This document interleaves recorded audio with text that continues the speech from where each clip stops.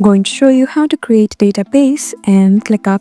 So it's really easy, so let's get right into it. So you can create database-like structures using ClickUps, such as custom fields and docs and tasks. So just go ahead and open the app first. The first thing you can do is create a new list. So you can choose any of your workspace and tap on your spaces right over here to choose any of the spaces that you want to create a new list with and select list. Now you can just add list through this button over here, so you can create a new list where your data will live. And the next thing to do is go to your list or task view, and once you're in the list, you just need to add the assignee. You can add dates and add subtasks and also add checklists. You can also choose to upload attachments here. Now look at the top right corner where you can see this 3-dot button.